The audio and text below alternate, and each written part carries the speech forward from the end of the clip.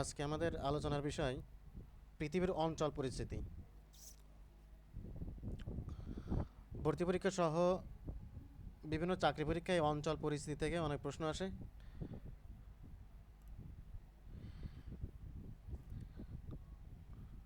আজকে সেইগুলো নিয়ে আলোচনা করব আমরা। পৃথিবীর অঞ্চল পরিস্থিতি, এই বিষয়টা পড়তে হলে মানচিত্র দরকার। অর্থাৎ পৃথিবীর যে মানচিত্র, সে মানচিত্র সম্পর্কে ভালো ধারণা থাকতে হবে। তাহলে এই বিষয়গুলো খুব সহজে মুখস্থ করা যায়। এইগুলো বিষয়গুলো মনে থাকে না তেমন, কারণ এগুলো হচ্ছে যে বিভিন্ন দেশ, একাধিক দেশ মনে রাখতে হয়। কিন্তু মানচিত্র দেখে যদি আমরা পড়ি তাহলে এই বিষয়টা খুব সহজে মনে রাখা যায়।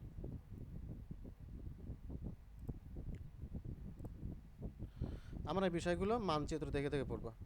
প্রথমে আছে পৃথিবীর বৃহত্তম 10টি দেশ, অর্থাৎ আয়তনে। আয়তনে পৃথিবীর বৃহত্তম 10টি দেশ হচ্ছে রাশিয়া, কানাডা, যুক্তরাষ্ট্র, চীন, Brazil, Australia, Bharat, Argentina, Kazakhstan এবং আলজেরিয়া।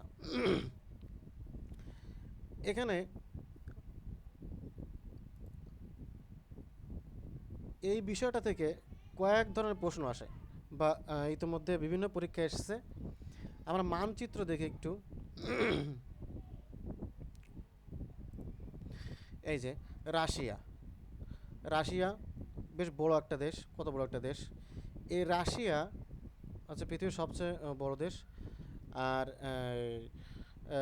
তারপর হচ্ছে দ্বিতীয় বৃহত্তম দেশ হচ্ছে কানাডা। কানাডা। তৃতীয় বৃহত্তম দেশ হচ্ছে যুক্তরাষ্ট্র। এই যুক্তরাষ্ট্র, যুক্তরাষ্ট্র যুক্তরাষ্ট্র বলতে শুধু এটুকু বোঝায় না, এটাটাও বোঝায়। এটা হচ্ছে আলাস্কা অঙ্গরাজ্য। এটা হচ্ছে যুক্তরাজ্যের আলাস্কা অঙ্গরাজ্য। এই অঙ্গরাজ্যটা হচ্ছে যুক্তরাষ্ট্রের সবচেয়ে বড় অঙ্গরাজ্য। তবে যুক্তরাষ্ট্রের যে জনসংখ্যা সবচেয়ে বড় অঙ্গরাজ্য হচ্ছে ক্যালিফোর্নিয়া। আর যুক্তরাষ্ট্রের এখানে একটা অঙ্গরাজ্য আছে, সেটা হচ্ছে হাওয়াই। হাওয়াই অঙ্গরাজ্য। আর তৃতীয় বৃহত্তম দেশ হচ্ছে চীন। আমরা এই 5টা দেশ মনে রাখবো। প্রথম 5টি দেশ: রাশিয়া, কানাডা, যুক্তরাষ্ট্র, চীন এবং ব্রাজিল। এই 5টি দেশ প্রথম বৃহত্তম 5টি দেশ, এই 5টি দেশ মনে রাখবো। আর দেখা যাচ্ছে ভারত হচ্ছে সপ্তম বৃহত্তম দেশ, সপ্তম।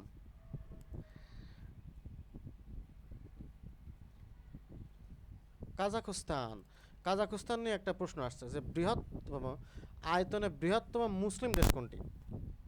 আয়তনে বৃহত্তম মুসলিম দেশ হচ্ছে কাজাখস্তান। এখানে সৌদি আরব না, কাজাখস্তানই হচ্ছে আয়তনের সবচেয়ে বড় মুসলিম দেশ। আমরা মানচিত্র দেখলে বুঝতে পারবো। অনেকে মনে করে সৌদি আরব। দেখুন এই যে কাজাখস্তান, এই যে কাজাখস্তান হচ্ছে এই যে কাজাখস্তান। আর সৌদি আরব এই যে সৌদি আরব থেকে কাজাখস্তানই বড় আসলে। আচ্ছা, তারপরে আছে আমাদের মধ্য এশিয়ার দেশ। মধ্য এশিয়া, মধ্য এশিয়ায় যে আমরা জানি যে পৃথিবীর কিছু দেশ আছে যে দেশের শেষে স্থান শব্দটা, স্থান, এই স্থান শব্দটা আছে, যে স্থান। Pakistan, Afghanistan, Kazakhstan, Kyrgyzstan, Uzbekistan, Turkmenistan, Tajikistan, এই 7টা দেশের শেষে স্থান শব্দটি আছে। আর এই 7টা দেশ থেকে পাকিস্তান এবং আফগানিস্তান দেশ দুটি বাদ দিলে থাকবে যে 5টি দেশ, ওই 5টি দেশ হচ্ছে মধ্য এশিয়ার দেশ। এই যেখানে এইখানে মধ্য এশিয়ার দেশ, যে 5টি দেশ আছে, এই 5টি দেশ হচ্ছে মধ্য এশিয়ার দেশ। আমরা অন্য একটা মানচিত্র দেখব, তাহলে আরও ক্লিয়ার হবে এশিয়া মহাদেশের।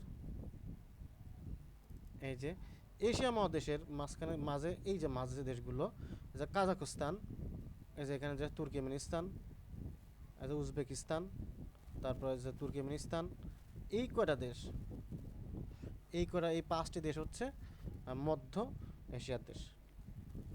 আর যে পাকিস্তান, আফগানিস্তান, আমরা যে এই যে এইখানে স্থান সম্পর্কিত যে 7টি দেশ আছে এখানে একই পাশাপাশি, তো এখান থেকে শুধু আফগানিস্তান আর পাকিস্তান বাদ দিলে যে 5টি স্থান থাকবে, ওই 5টি স্থানই হচ্ছে মধ্য এশিয়ার দেশ।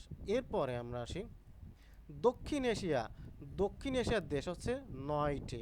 দক্ষিণ এশিয়ার যে 9টি দেশ সেখানে সার্কভুক্ত 8টি এবং সাথে ইরান। আগে ইরানকে দক্ষিণ এশিয়ার দেশ মনে করা হতো না, কিন্তু জাতিসংঘ ইরানকে দক্ষিণ এশিয়ার দেশ বলে স্বীকৃতি দিয়েছে, সুতরাং এখন ইরানও দক্ষিণ এশিয়ার দেশ হবে। সার্কভুক্ত 8টি দেশ এর সাথে ইরানকে যুক্ত করবো আমরা, এইভাবে আমরা সহজে দক্ষিণ এশিয়ার দেশগুলো মনে রাখতে পারি। সার্কভুক্ত 8টা দেশ গুলো কী কী আগে সেইগুলো আমরা পড়ি। সার্কভুক্ত 8টি দেশ, এই যে আমাদের বাংলাদেশ, ভারত, পাকিস্তান, তারপরে নেপাল, ভুটান, শ্রীলঙ্কা, মালদ্বীপ। আর এই 7টি ছিল 2007-এর আগে, এই 7টি ছিল সার্কভুক্ত দেশ। তারপর 2007-এ আফগানিস্তান সার্কের সাথে যুক্ত হয়। এখন সার্কের বর্তমান দেশ হচ্ছে 8টি। তাহলে এই 8টি দেশ আর এর সাথে এই 8টি দেশের সাথে যুক্ত হবে এখন ইরান। ইরানও এখন দক্ষিণ এশিয়ার দেশ, এই যে ইরান। এরপরে আমরা আসি পূর্ব এশিয়ার দেশ, এটা তেমন গুরুত্বপূর্ণ না। হিমালয় পর্বত কয়টি দেশে অবস্থিত? হিমালয় পর্বত 6টি দেশ নিয়ে অবস্থিত। হিমালয় পর্বত অনেক একটা বড় একটা পর্বতমালা, এটা পাকিস্তান, আফগানিস্তান, ভারত, চীন, নেপাল, ভুটান, এই 6টি দেশ নিয়ে হিমালয় পর্বত অবস্থিত। আচ্ছা, চীনের সীমানার সাথে 14টি দেশের সীমানা যুক্ত। পরীক্ষা আসতে পারে যে কোন দেশ সবচেয়ে বেশি দেশের সীমানা যুক্ত, সেটা হচ্ছে চীন। চীনের সাথে 14টা দেশের সীমানা যুক্ত, এই যে 14টা দেশের সীমানা যুক্ত। Russia, Mongolia, Kazakhstan, Kyrgyzstan, Tajikistan, Afghanistan, Pakistan, Bharat, Nepal, Bhutan, Myanmar, Laos, Vietnam, উত্তর কোরিয়া। আমরা একটা মানচিত্রে দেখি, এই যে চীন, এই চীনের সাথে যে 14টা দেশের, এই 14টা চারপাশে যে 14টা দেখা যাচ্ছে, 14টা দেশই হচ্ছে এই চীনের সীমান্তবর্তী দেশ। এরপর আছে আমাদের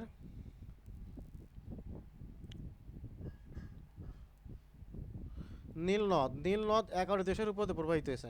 নীলনদ প্রবাহিত হয়ে গেছে 11টি দেশের উপর দিয়ে, এবং নীলনদ হচ্ছে পৃথিবীর দীর্ঘতম নদী। এই 11টি দেশের উপর প্রবাহিত হয়েছে। এখন এটা তানজানিয়া, কেনিয়া, আমরা এভাবে পড়বো তাহলে সুবিধা হবে। এই দেশগুলোর উপর দিয়ে প্রবাহিত হয়ে গেছে। তার থেকে মিশর হচ্ছে সর্বশেষ দেশ, এখানে মিশর পতিত হয়েছে, অর্থাৎ মিশর দেশ দিয়ে এটা ভূমধ্যসাগরে পতিত হয়েছে। নীলনদটা শুরু হয়েছে, উৎপত্তি হয়েছে ভিক্টোরিয়া হ্রদ থেকে। ভিক্টোরিয়া হ্রদ থেকে উৎপত্তি হয়ে 11টি দেশের উপর দিয়ে প্রবাহিত হয়ে এটা পতিত হয়েছে ভূমধ্যসাগরে। আমরা একটু মানচিত্রে দেখে আসি, তাহলে মনে থাকবে এটা।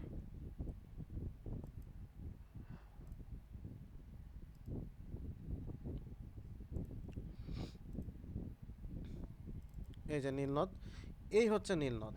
এই যে নীল যে দাগটা দেখা যাচ্ছে, এই হলো নীলনদ। এই যে ভিক্টোরিয়া হ্রদ, এই ভিক্টোরিয়া হ্রদ থেকে উৎপত্তি হয়ে এটা 11টি দেশের উপর দিয়ে প্রবাহিত হয়ে শেষে এই যে ভূমধ্যসাগরে পতিত হয়েছে। এই হচ্ছে ভূমধ্যসাগর, এই হচ্ছে মিশর, এই মিশর এসে। আর এই নীলনদ এখানে ব্লু নীল এবং হোয়াইট নীল, এই দুটো বিভক্ত হয়ে গেছে। এখানে এখানে সুদানের খার্তুমে দুটি ভাগে বিভক্ত হয়ে গেছে। এখানে বিভক্ত হয়ে এখানে একটু নিচু এলাকা ছিল, সেখানে আবার চলে আসে। পরে ওটা আবার উত্তরে প্রবাহিত হয়ে মিশর দিয়ে, মিশরের যে আলেকজান্দ্রিয়া যে সিপোর্ট আছে, সমুদ্র বন্দরের কাছ দিয়ে ওটা সুয়েজ খালের কাছাকাছি দিয়ে ভূমধ্যসাগরে পতিত হয়েছে। সুয়েজ খাল আর নীল নদের যে মোহনা, এই দুটো প্রায় কাছাকাছি। আমরা একটু মানচিত্রে দেখি সুয়েজ খালটা কোথায়। এই যে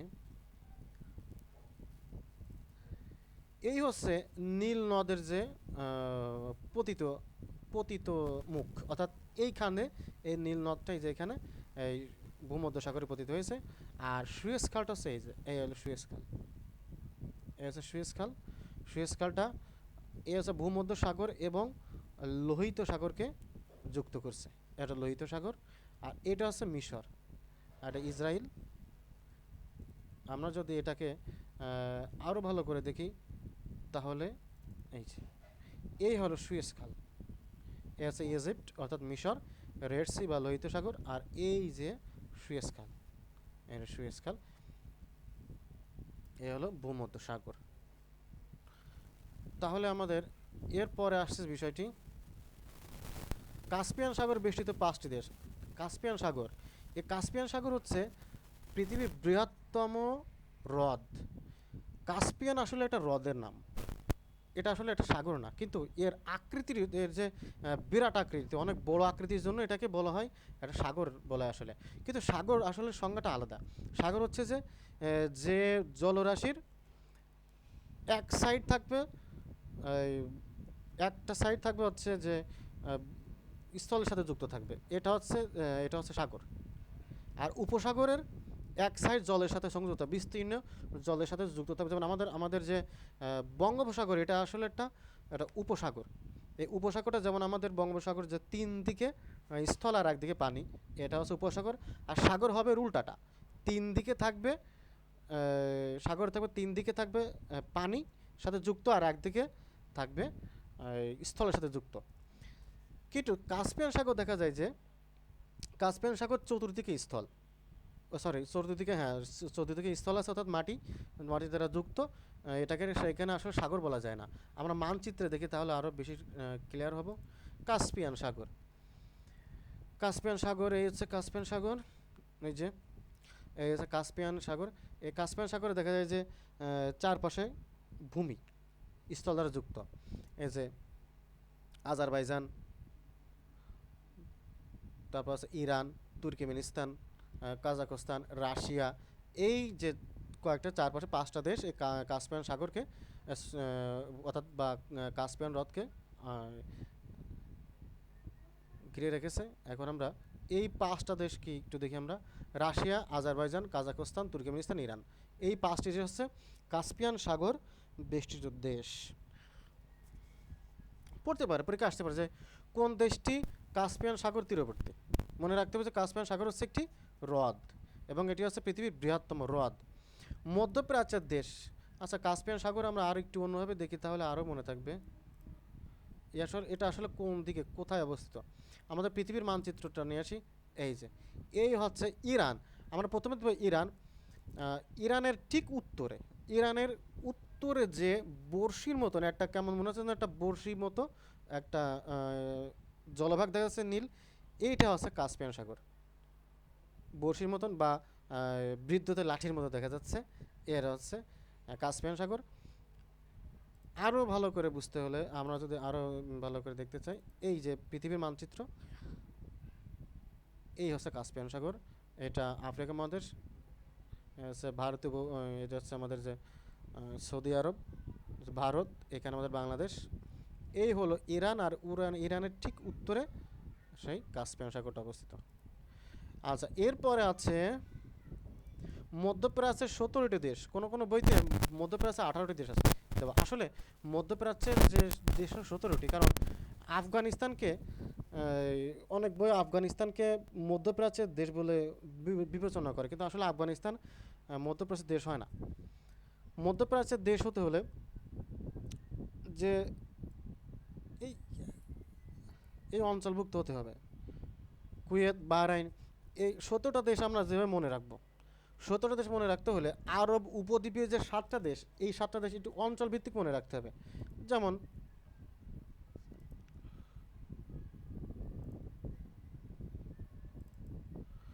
এই যে এখানে, এই হলো মধ্যপ্রাচ্যের দেশ, এই এলাকা মধ্যপ্রাচ্যের দেশ, এই এলাকাটা আফগানিস্তান। এই আফগানিস্তানটা আসলে মধ্যপ্রাচ্যের মধ্যে পড়ে না। এই হলো মধ্যপ্রাচ্যের দেশ। মনে রাখতে হবে যে ইরান মধ্যপ্রাচ্যের দেশ, কিন্তু ইরান আরব দেশ নয়, আরব দেশ না। আরব দেশ মানে হচ্ছে যে আরবি ভাষাভাষী যে দেশগুলো হচ্ছে আরব দেশ। ইরানের ভাষার কেসে তারা আচ্ছা আরবি ভাষায় কথা বলে না। আচ্ছা, তাহলে আমরা এই এলাকাটা দেখে আমরা সহজে মনে রাখতে পারি। যেমন আরব উপদ্বীপ, প্রথমে আমরা জানবো আরব উপদ্বীপের 7টি দেশ: সৌদি আরব, ইয়েমেন, ওমান, সংযুক্ত আরব আমিরাত, কাতার, বাহরাইন, কুয়েত। এই 7টি দেশ। তারপরে এখানে আমরা এইভাবে মনে রাখতে পারি যে ইরান, তুরস্ক, সিরিয়া, তারপর আছে ইরাক, জর্ডান, লেবানন, মিশর। এইভাবে এইখানে যে 17টি দেশ আছে আমরা এইভাবে সহজে মনে রাখতে পারি। তারপরে আসি আমরা সাবেক সোভিয়েত ইউনিয়নের 15টি দেশ, আমরা জানি যে সোভিয়েত ইউনিয়ন 1911 সালে 1991 সালে সোভিয়েত ইউনিয়ন ভেঙে 15টি দেশে পরিণত হয়। এই 15টি দেশ আমরা সহজে মনে রাখতে পারি, যেভাবে মনে রাখবো আমরা, যে একটু আগে পড়েছিলাম, আমরা এখানে পড়েছিলাম যে মধ্য এশিয়ার 5টি দেশ, এই যে মধ্য এশিয়ার 5টি দেশ এর এর মতো থাকবে। এই যে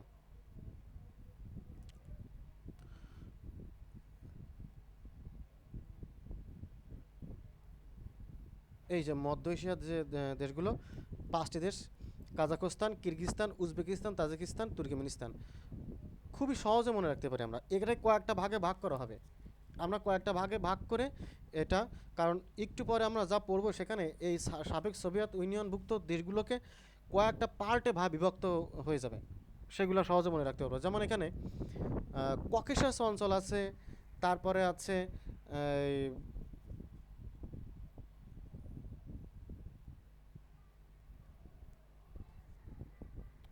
কি হয়েছে ইয়ারফোনটার,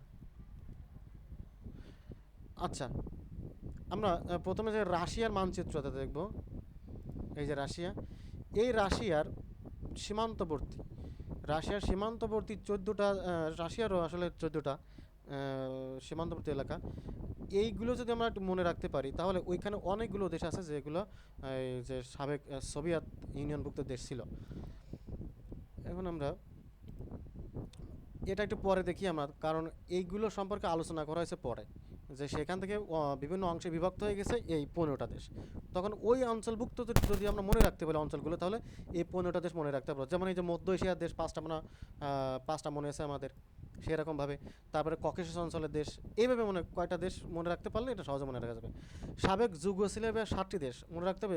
সাবেক যুগোস্লাভিয়া ভেঙে মোট 7টি দেশে পরিণত হয়: Kosovo, Slovenia, Macedonia, Montenegro, Serbia, Bosnia, Croatia. এটাকে আমরা মনে রাখবো একটা ছন্দের মাধ্যমে। এই যেটা কসোভোর স্লো মেমসাব ক্রোয়েশিয়ায় ফার্স্ট, অর্থাৎ কসোভোর যে খুব ধীর গতির যে মেমসাব, উনি ক্রোয়েশিয়ায় গিয়ে ফার্স্ট হয়ে গেছে। তাহলে এখানে কসোভোতে কসোভো, তারপরে স্লোতে স্লোভানিয়া, মেসিডোনিয়া, মন্টেনিগ্রো, তে সার্বিয়া, বতে বসনিয়া, ক্রোয়েশিয়া। আর ফার্স্টটা আলাদা, ওটা অতিরিক্ত।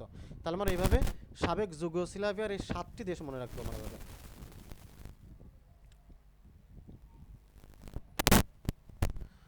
তারপর আমরা এখানে আসি যে বলকান রাষ্ট্র। বলকান রাষ্ট্র হচ্ছে 12টি। বলকান বলকান যে বলকান হচ্ছে একটা যে পর্বতময় এলাকা। এই এলাকাতে যে রাষ্ট্রগুলো অবস্থিত সেগুলোকে বলা হয় বলকান রাষ্ট্র। এই বলকান রাষ্ট্র মনে রাখতে হলে আমাদের খুবই সহজে মনে রাখতে পারি যে আমরা একটু আগে যা পড়লাম যে কসোভোর স্লো মেমসাব ক্রোয়েশিয়ায় ফার্স্ট, অর্থাৎ এটা কী ছিল? এটা ছিল সাবেক যুগোস্লাভিয়ার 7টি দেশ। এখানেও ওই সাবেক যুগোস্লাভিয়ার 7টি দেশ থাকবে, এই যে এই যে, এবং এটা আমরা মনে রেখেছিলাম কসোভো স্লো মেমসাব ক্রোয়েশিয়ায় ফার্স্ট। তাহলে আমাদের হয়ে গেল এটা। আর থাকলো যে 5টি দেশ। এই 5টি দেশ মনে রাখবো এভাবে: আলবুল রোমাতুগ, অর্থাৎ আলবেরিয়া, বুলগেরিয়া, রোমানিয়া, তারপর আছে তুরাস্ক, গতে গ্রিস। এইভাবে আমরা বলকান রাষ্ট্রে 12টি রাষ্ট্র মনে রাখতে পারি। আচ্ছা, বাল্টিক রাষ্ট্র কোনগুলো? বাল্টিক রাষ্ট্র হচ্ছে 9টি দেশ। 40তম বিশেষ পরীক্ষা আসছিল যে কোনটি বাল্টিক রাষ্ট্র নয়। এখানে কিছু বইতে দেখা যায় যে বাল্টিক রাষ্ট্র হচ্ছে 3টি: এস্তোনিয়া, লাটভিয়া, লিথুয়ানিয়া। এই 3টি দেশকে তারা বাল্টিক রাষ্ট্র বলে। এখন আমরা একটু মানচিত্রে দেখে আসি যে বাল্টিক রাষ্ট্র বলতে কি আসলে 3টেকে বোঝায় নাকি অনেকগুলো বোঝায়। আমরা একটু মানচিত্র দেখি। ইউরোপ,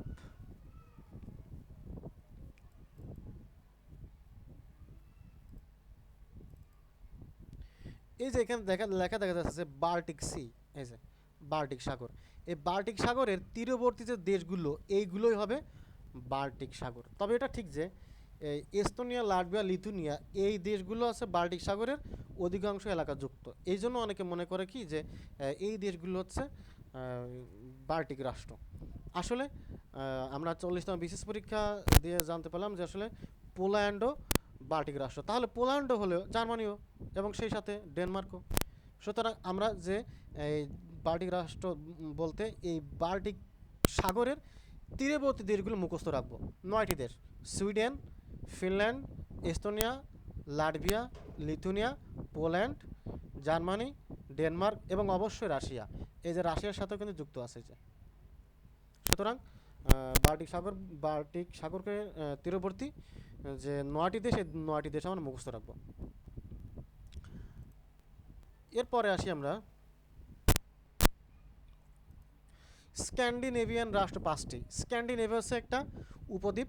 এই স্ক্যান্ডিনেভিয়া উপদ্বীপ আশেপাশে যে দেশগুলো আছে এবং স্ক্যান্ডিনেভিয়ার যে উপদ্বীপ, আগে স্ক্যান্ডিনেভিয়ান উপদ্বীপটা কি দেখি আমরা। স্ক্যান্ডিনেভিয়ান উপদ্বীপ হচ্ছে নরওয়ে, সুইডেন।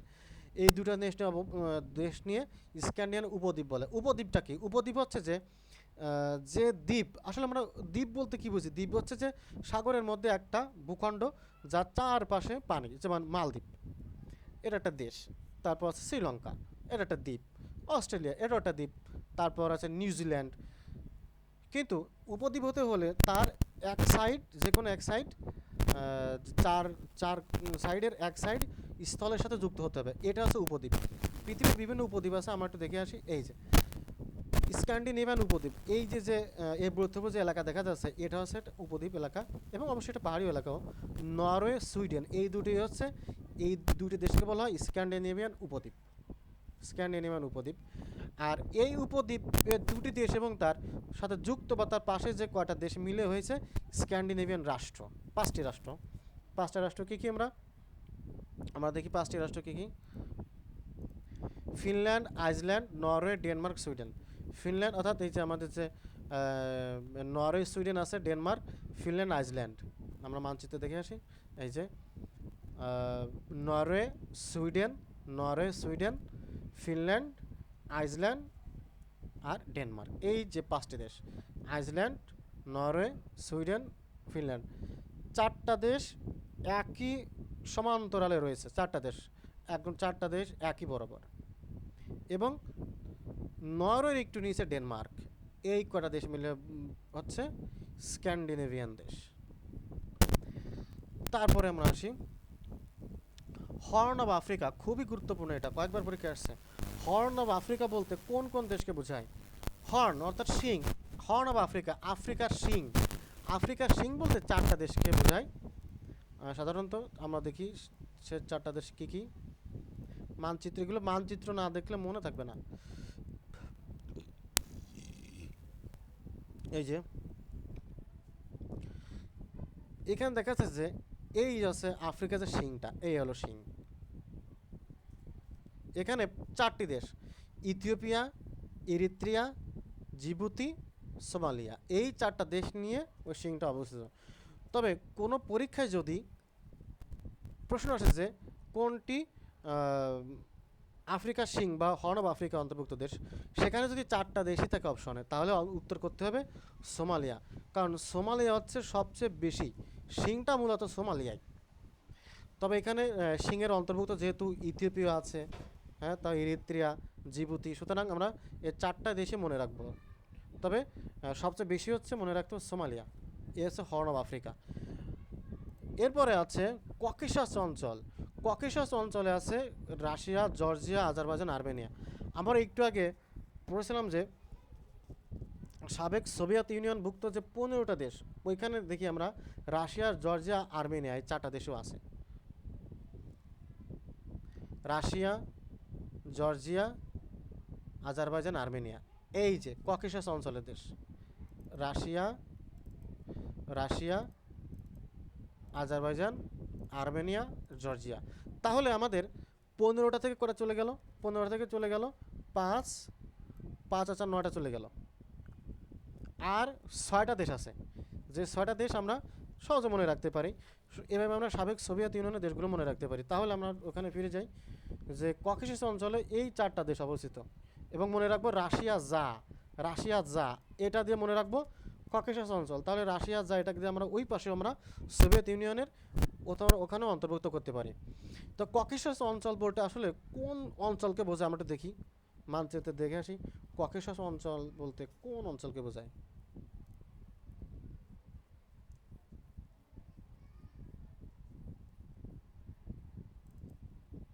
এই যে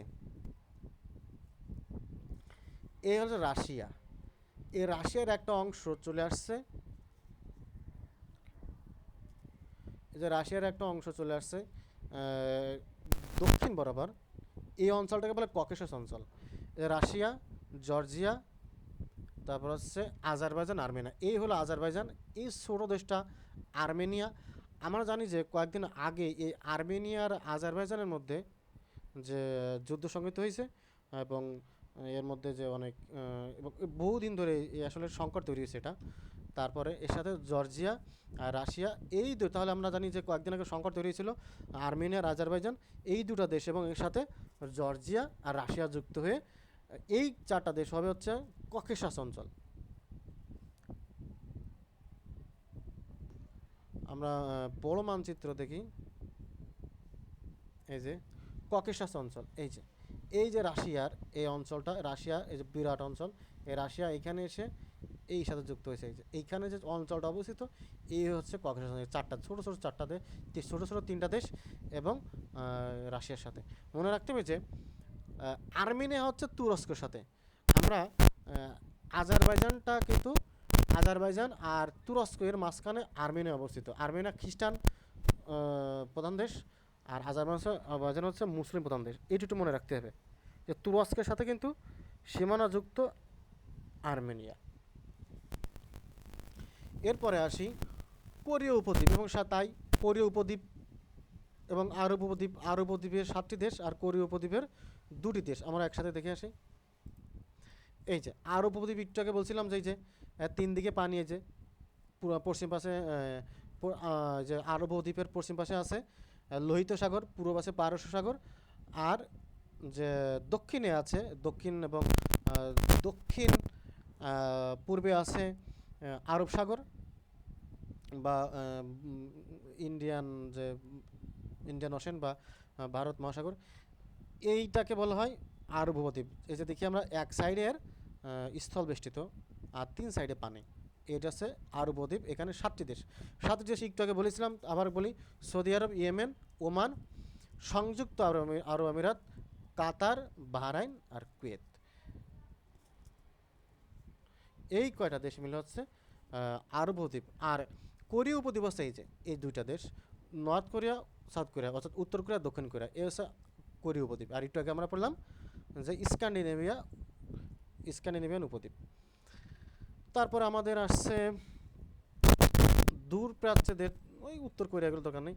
আচ্ছা, মধ্য এশিয়ার দেশ 5টি, এটা একটু আগে বলেছি। আচ্ছা, এরপরে আসছে হচ্ছে আমাদের ইন্দো চীন বলতে কোন কোন দেশ? ইন্দো চীন, লাওস, কম্বোডিয়া, ভিয়েতনাম। ইন্দো চীন, লাওস, কম্বোডিয়া, ভিয়েতনাম। আমরা মানচিত্রে দেখি, সহজ হবে আমাদের। আমাদের এশিয়া মহাদেশে যাই।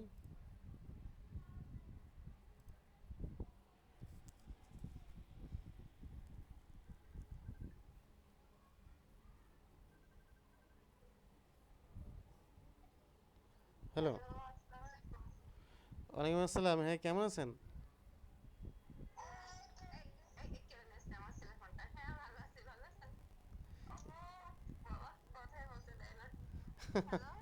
হ্যাঁ, বলেন।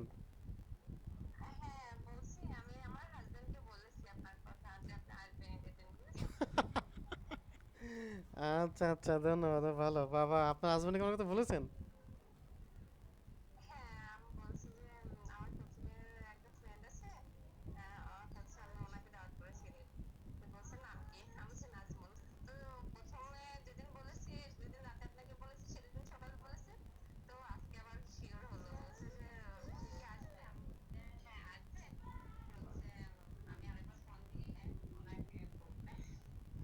আচ্ছা আচ্ছা আচ্ছা, অনেক ধন্যবাদ। ভালো, একদিন হলে তো ঈদের দাওয়াত দিল আমাকে, তাই না? তবে অবাক করা বিভাগ হচ্ছে কি জানেন, এই যে আপনার যে কথা বলতেছেন না, এটা কিন্তু এটা একটা ক্লাসে উঠে যাচ্ছে। আমি এখন আসলে ক্লাস মানে ওই ক্লাসের ভিডিও করতেছিলাম, হ্যাঁ, ভিডিও করে আমার ছাত্রদের দিব তো, তাই আমি ওই মানে আন্তর্জাতিক বিষয়গুলোর উপর মানে রেকর্ড করতেছিলাম। এখন আপনার কথা সবই উঠে গেছে এখানে।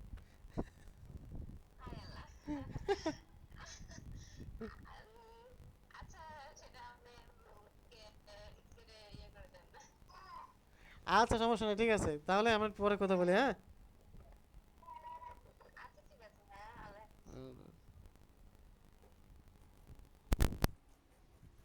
যাই হোক, এরপরে আসি আমরা, কোনটা ছিল, ইন্দোচীন। ইন্দোচীন বলতে লাওস, কম্বোডিয়া, ভিয়েতনাম, এই তিনটা দেশকে বোঝায়। লাওস, কম্বোডিয়া, ভিয়েতনাম, এই তিনটাকে ইন্দোচীন বোঝায়। আর ইন্দোচীন বলতে কোন কোনটাকে বোঝায় আমরা দেখে আসি।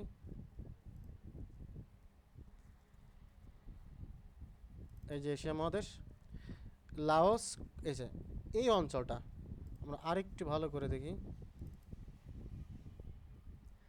এই যে লাওস, কম্বোডিয়া, ভিয়েতনাম, এই তিনটা দেশকে বলা হচ্ছে, এই তিনটা দেশকে বলে ইন্দোচীন। এই যে লাওস, এটা বড় করে দেখে নেব, লাওস, কম্বোডিয়া, ভিয়েতনাম, পাশাপাশি তিনটা দেশ দেখা যাচ্ছে। তাহলে আমাদের যে ইন্দোচীন বলতে যে দেশকে বোঝায়, এটা আমরা মনে রাখবো যে আমাদের যে এশিয়া মহাদেশের দক্ষিণ পূর্বাঞ্চলে, এই যে Myanmar, Thailand, Laos, Vietnam, Cambodia, এইসব অঞ্চলে তিনটা দেশ, লাওস, ভিয়েতনাম, কম্বোডিয়া, এই তিনটা অঞ্চলই হচ্ছে ইন্দোচীন ইন্দোচীন দেশ। এবার আমরা মনে রাখবো যে ওয়েস্ট ইন্ডিজ, ওয়েস্ট ইন্ডিজ নামটি আমরা প্রায় শুনি ক্রিকেট খেলার সময়। যে ওয়েস্ট ইন্ডিজের, অনেকে মনে করে যে ওয়েস্ট ইন্ডিজ বলতে মনে হয় একটা দেশকে বোঝায়। আসলে ওয়েস্ট ইন্ডিজ হচ্ছে কয়েকটা দ্বীপের সমষ্টি। স্বাধীন 10টি দেশের সমষ্টি হচ্ছে ওয়েস্ট ইন্ডিজ। এই ওয়েস্ট ইন্ডিজ নামটা কী করে হলো? ওয়েস্ট ইন্ডিজকে বলা হয় পশ্চিম ভারতীয় দ্বীপপুঞ্জ। এটা আবার পশ্চিম ভারতীয় দ্বীপপুঞ্জ কেন, আমরা একটা মানচিত্রে দেখে আসি। এই যে এইখানে ক্যারিবিয়ান সাগর আছে, এইখানে যে কয়েকটা ছোট ছোট দেশ, এই ছোট ছোট দেশগুলোকে একত্রে বলা হয়, এখানে 10টি স্বাধীন দেশকে, এই দ্বীপগুলোর 10টি স্বাধীন দেশকে বলা হয় পশ্চিম ভারতীয় দ্বীপপুঞ্জ বা ওয়েস্ট ইন্ডিজ। খ্রিস্টোফার কলম্বাস যখন আমেরিকা আবিষ্কার করলেন, তখন তিনি প্রথমে এখানে আসছিলেন। এখানে এসে তিনি ভাবছিলেন যে তিনি ভারতের পশ্চিম তীরে এসেছেন, এই জন্য তিনি ভাবলেন যে এই দ্বীপগুলো সম্ভবত ভারতের অন্তর্ভুক্ত, এই জন্য তিনি নাম দিলেন ওয়েস্ট ইন্ডিজ। সেখান থেকেই এটা ওয়েস্ট ইন্ডিজ বলে বিবেচিত, অর্থাৎ পশ্চিম ভারতের দ্বীপপুঞ্জ। কিন্তু আসলে এটা হচ্ছে মধ্য আমেরিকা বা উত্তর আমেরিকার অন্তর্ভুক্ত এলাকা। এই যে উত্তর আমেরিকা, তারপরে দক্ষিণ আমেরিকা, আর মাঝখানে এই করা ছোটো ছোটো কিছু দেশ অবস্থিত, এবং এগুলো সবই ক্যারিবিয়ান সাগরের অন্তর্ভুক্ত। ক্যারিবিয়ান সাগরে পড়ছে অন্তর্ভুক্ত এই অঞ্চলটা। তারপরে আমরা আরেকটা দেখবো যে নিচে আছে যে ক্যারিবিয়ান দ্বীপপুঞ্জ, 13টি দেশ, 13টি দেশ নিয়ে ক্যারিবিয়ান দ্বীপপুঞ্জ অবস্থিত। এই 13টি দেশ হচ্ছে, একটু আগে যা বললাম যে ওয়েস্ট ইন্ডিজের 10টি দেশ, আর এই তিনটা দেশ মিলে ক্যারিবিয়ান দ্বীপপুঞ্জ বলছে। ক্যারিবিয়ান দ্বীপপুঞ্জ হচ্ছে ক্যারিবিয়ান সাগরে যে দ্বীপ রাষ্ট্রগুলো আছে সেইগুলোকে একত্রে বলা হয় ক্যারিবিয়ান দ্বীপপুঞ্জ। তারপরে আসি আমরা মধ্য আমেরিকার 8টি দেশ। এই যে মধ্য আমেরিকার 8টি দেশ, তো মধ্য আমেরিকা বলতে কোনটি বোঝায় আমরা একটু আগে দেখালাম আমি। এই যে মধ্য আমেরিকার দেশ, এই যে এখানে মেক্সিকো থেকে শুরু করে পানামা পর্যন্ত, এইখানে অর্থাৎ এই যে এখান থেকে এই পর্যন্ত, আমারটা একটু বড় করে দেখি, এই যে পানামা, এটা হচ্ছে পানামা, আর এটা হচ্ছে মেক্সিকো। মেক্সিকো থেকে শুরু করে পানামা পর্যন্ত এই উত্তর আমেরিকা আর দক্ষিণ আমেরিকার মাঝখানে যে দেশগুলো অবস্থিত, সেই দেশগুলোকে বলা হয় মধ্য আমেরিকান দেশ। তবে মনে রাখতে হবে যে মধ্য আমেরিকার দেশগুলো কিন্তু উত্তর আমেরিকার দেশ অন্তর্ভুক্ত, উত্তর আমেরিকা মহাদেশের মধ্যেই পড়ে। তো মধ্য আমেরিকা অঞ্চলটা আমরা মনে রাখবো একটু বিশেষ কারণে, এখানে কিছু ছোটো ছোটো দেশ আছে, এবং অবশ্যই এখানে পানামা খালটা গুরুত্বপূর্ণ বিষয় এখানে আছে, এই জন্য আমরা মনে রাখবো। আমরা আর একটা মানচিত্র দেখি, এটা সহজে বোঝানোর জন্য।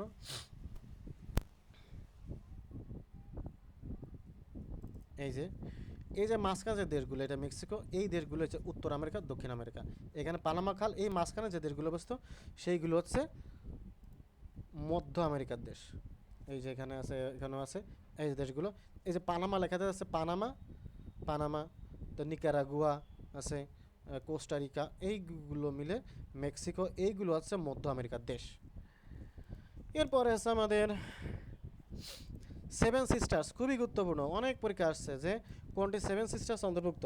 7 সিস্টার্স হচ্ছে ভারতের 7টি অঙ্গরাজ্যের সমষ্টিগত নামকে বলা হয় 7 সিস্টার্স। ভারতের উত্তর পূর্বাঞ্চলের যে 7টি অঙ্গরাজ্য আছে, সেই 7টি রাজ্যের কে একত্রে 7 সিস্টার্স বলে, এবং এটাকে আমরা এভাবে মনে রাখবো, আমিনা অত্রি ম্যাম, অর্থাৎ আমাদের একজন ম্যাম আছেন, একজন ম্যাডাম আছেন, তার নাম আছে আমিনা অত্রি, এবং সেই ওইটা আমি আমরা মনে রাখবো। আতে আসাম, মি মিজোরাম, না নাগাল্যান্ড, অ অরুণাচল, ত্রিপুরা, মেঘালয়, মণিপুরী। এই সাতটি রাজ্য আমরা এভাবে মনে রাখতে পারি। এখন এই 7টি রাজ্য কোথায় অবস্থিত? ভারতের এই যে এই অঞ্চলটা, আমরা এটা বাদ দিয়ে আমরা আরও একটা মানচিত্র দেখি, খুব ক্লিয়ারলি বোঝা যাবে। এই যে মানচিত্রটা দেখবো আমরা, এই যে এ হলো ভারত, আমাদের যে বাংলাদেশ সাদা অঞ্চল, আর এই যে লাল অঞ্চলটা এটি হচ্ছে 7 সিস্টার্স। এই এই এলাকাটা একটু ভালো করে দেখি, এ হচ্ছে ভারতের ঠিক উত্তর পূর্বাঞ্চলের এই 7টা রাজ্যকে একত্রে 7 সিস্টার্স বলে। আচ্ছা, এই অঞ্চলটা হচ্ছে এই যে এই 7টি রাজ্য, এই যে 7টা রাজ্য কি? মেঘালয়, আসাম, অরুণাচল, নাগাল্যান্ড, মণিপুর, মিজোরাম, ত্রিপুরা। এই 7টা অঞ্চল, এবং এই যে এখানে ভালো করে দেখা যাচ্ছে এইটা, এটাকে বলা হয়, এই অঞ্চলটাকে বলা হয় হচ্ছে 7 সিস্টার্স।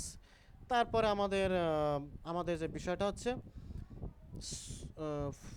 সুপার 7, এইগুলোকে বলা হয় আসলে শিল্পোন্নত এলাকা, এইগুলো সুপার 7 বলা হয়। যে মালয়েশিয়া, ইন্দোনেশিয়া, থাইল্যান্ড, 4 টাইগার্স বলতে এই দেশগুলোকে বোঝায়। 4 টাইগার্স, দক্ষিণ কোরিয়া, তাইওয়ান, সিঙ্গাপুর, হংকং। আর এখানে মনে রাখতে হবে তাইওয়ান সিঙ্গাপুর কিন্তু দেশ না। তাইওয়ান এবং হংকং, এই দুটা এর অঞ্চল দেশ না। এই দুটো অঞ্চল হচ্ছে চীনের অন্তর্ভুক্ত অঞ্চল। 3 Tigers, Japan, Germany, Japan, Germany, Italy, এই 3টা দেশকে বলা হয় 3 টাইগার্স। গোল্ডেন ট্রায়াঙ্গল, আচ্ছা গোল্ডেন ট্রায়াঙ্গল বলা হচ্ছে মাদক উৎপাদন এলাকা, মিয়ানমার, লাওস, থাইল্যান্ড সীমান্ত। এই সীমান্তে যে মাদক উৎপাদিত হয় সেটাকে বলা গোল্ডেন ট্রায়াঙ্গল। গোল্ডেন ক্রিসেন্ট, আফিম উৎপাদনের জন্য আফগানিস্তান, পাকিস্তান, ইরান সীমান্ত, অর্থাৎ আফগানিস্তান, পাকিস্তান, ইরান, এই সীমান্তে, এই 3টা দেশের সীমান্তে যে পরিমাণে আফিম উৎপাদন হয়, এই জন্য এটাকে বলে গোল্ডেন ক্রিসেন্ট। গোল্ডেন ওয়েজ, মাদক পাচার এলাকা, অর্থাৎ বাংলাদেশের যে বাংলাদেশ ভারত নেপাল সীমান্তের যে এই এলাকা দিয়ে প্রচুর পরিমাণে মাদক পাচার হয়, এবং এই এলাকাটাকে এই জন্য বলা হয় গোল্ডেন ওয়েজ। গোল্ডেন ভিলেজটা বাংলাদেশের সাথে সম্পর্কিত। বাংলাদেশের যে কুষ্টিয়া জেলা 26টি গ্রাম একত্রে এই গোল্ডেন ভিলেজ বলা হয়, এবং এটাকে প্রচুর পরিমাণে গাঁজা উৎপাদিত হয়।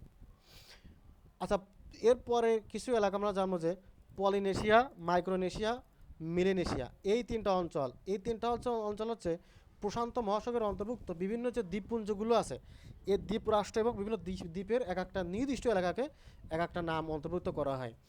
Polynesia, Micronesia, Melanesia. আমরা মুখস্থ রাখবো যে পরীক্ষা আসছে অনেক সময়, যে যেমন বলবো যে মার্শাল দ্বীপপুঞ্জ, এটা সম্ভবত 35তম বা 36তম বিশেষ পরীক্ষা আসছিল, যে মার্শাল দ্বীপপুঞ্জ কোন এলাকা অন্তর্ভুক্ত? মাইক্রোনেশিয়া। এটা আসলে আমরা দেখি কোন এলাকা, এই মানচিত্রে তেমন দেখা যায় না, সমস্যা হচ্ছে এটা, মানচিত্রে এগুলো তেমন দেখা যায়, কারণ খুবই ছোট ছোট দেশ। এই যে এখানে আছে, এই যে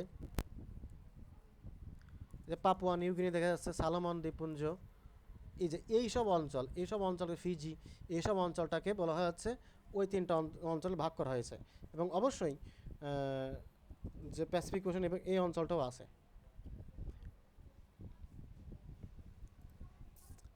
এটা মুখস্থ রাখবো। মাইক্রোনেশিয়া, মিলেনেশিয়া, যে ফিজিটাকে দেখালাম। অনেক পরীক্ষা আসছে যে আছে প্রদেশ কোন অঞ্চলে অবস্থিত, বা সুমাত্রা দ্বীপ কোন দেশের অন্তর্ভুক্ত? ইন্দোনেশিয়ার যে অনেকগুলো 1700 মতো দেশ আছে, দ্বীপ আছে, এই দ্বীপগুলো নিয়ে ইন্দোনেশিয়া অবস্থিত, আর ইন্দোনেশিয়া দেশ গঠিত। আর এই যে প্রধান কিছু দ্বীপ আছে, তারপর ইরিয়ান জায়া, একেবারে নিউগিনি, সুমাত্রা, জাভা, এই দ্বীপগুলো মনে রাখবো আমরা, যে এই দ্বীপগুলো হচ্ছে ইন্দোনেশিয়া। আচ্ছা, ইন্দোনেশিয়ার দেশটা কোথায়? এই হচ্ছে ইন্দোনেশিয়া। এই যে আমরা এশিয়া মহাদেশটা দেখলে আরও ভালো করে বোঝা যাবে। এশিয়া মহাদেশ, এই হচ্ছে এশিয়া মহাদেশ, আর এই হলো ইন্দোনেশিয়া। এই যে অনেকগুলো দ্বীপের সমষ্টি, এই দ্বীপগুলোর সমষ্টি নিয়ে যে ইন্দোনেশিয়া দেশটা গঠিত। আচ্ছা, তারপরে হচ্ছে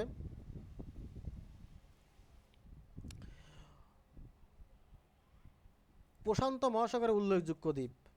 পরীক্ষা আসছে যে কোনটি প্রশান্ত মহাসাগরের দ্বীপ। এখানে এই দ্বীপগুলো হচ্ছে প্রশান্ত মহাসাগরের। এই যে Macau, Spratly, Japan, New Zealand. New Zealand অবশ্যই একটা দ্বীপ রাষ্ট্র। শাখালিন দ্বীপপুঞ্জ, পূর্ব তিমুর একটা দেশ, মাইক্রোনেশিয়া, পলিনেশিয়া, মিলেশিয়া, কুরিল দ্বীপপুঞ্জ, ফিলিপাইন, পাপুয়া নিউগিনি। এই গ্যালাপাগোস দ্বীপপুঞ্জ, অর্থাৎ যে যে ডারউইনের বিবর্তনবাদ খ্যাত যে গ্যালাপাগোস দ্বীপপুঞ্জ, এটাও প্রশান্ত মহাসাগরের অন্তর্ভুক্ত। আটলান্টিক মহাসাগরের দ্বীপগুলো কি আছে? যুক্তরাজ্য, বাহামা, বারমুডা, ডোমিনিকান, এইগুলো হচ্ছে আটলান্টিক মহাসাগরের অন্তর্ভুক্ত।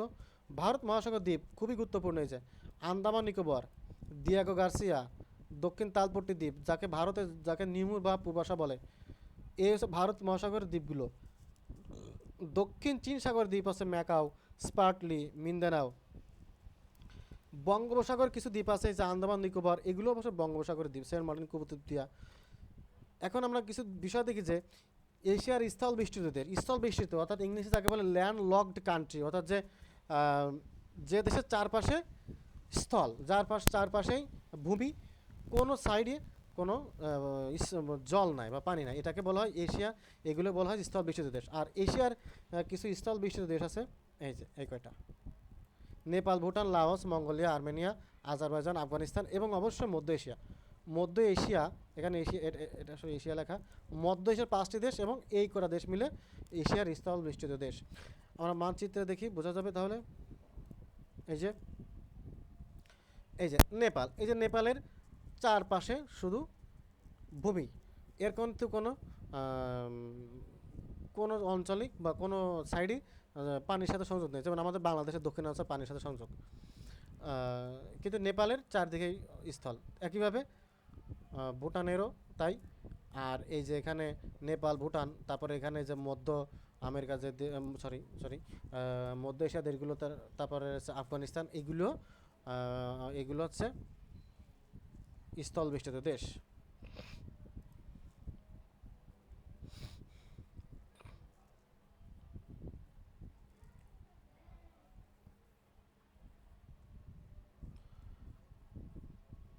ইউরোপের 15টি স্থল বেষ্টিত দেশ, আফ্রিকার এই দুটো মনে রাখার দরকার নাই। দক্ষিণ আমেরিকার স্থল বেষ্টিত দেশ দুটি, বলিভিয়া, প্যারাগুয়ে। এখান থেকে প্রশ্ন আসছে। দক্ষিণ আমেরিকার দুটি স্থল বেষ্টিত দেশ আছে বলিভিয়া, প্যারাগুয়ে। মানচিত্রে দেখে আসি আমরা।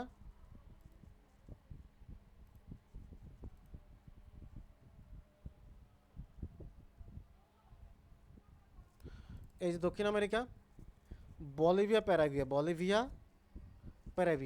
এ আছে বলিভিয়া, এ আছে প্যারাগুয়ে। এই দুটি দেশ দক্ষিণ আমেরিকার স্থল বেষ্টিত দেশ। এবং দেখেন এই যে বলিভিয়ার যে এই পাশে হচ্ছে পেরু, এখানে হচ্ছে চিলি, আর প্যারাগুয়ের এক পাশে ব্রাজিল, তারপরে আর্জেন্টিনা, আর বলিভিয়া। এই দুটা দেশ হচ্ছে দক্ষিণ আমেরিকার স্থল বেষ্টিত। খুবই গুরুত্বপূর্ণ, পরীক্ষা আসছে, প্যারাগুয়ে পরীক্ষা আসছে। আচ্ছা, তারপর হচ্ছে আমাদের দেখি, এরপরে আছে ট্রান্স সাইবেরিয়ান রেল যুক্ত করেছে কোন কোন দেশকে? ট্রান্স সাইবেরিয়ান রেলওয়ে, এটা যে রাশিয়া, মঙ্গোলিয়া, চীন, উত্তর কোরিয়া, এই কটা দেশ আসলে ট্রান্স সাইবেরিয়ান যুক্ত করেছে। এই হচ্ছে আমাদের পৃথিবীর যে অঞ্চল পরিস্থিতি। তারপরের ক্লাসে আমরা এই বিষয়গুলো জানবো। এই যে বিভিন্ন সংস্থার সদস্য এবং তাদেরকে কি করে মনে রাখবো আমরা, যে আসিয়ান দেশগুলো মনে রাখে। হ্যাঁ, এমটিভিতে ফিল্ম দেখলে বিশেষ হবে না। হ্যাঁ, এই যে এইভাবে আসলে ছন্দের মাধ্যমে মনে রাখতে হয়, এটা আমরা পরের ক্লাসে দেখবো। আচ্ছা, আজকে এ পর্যন্ত।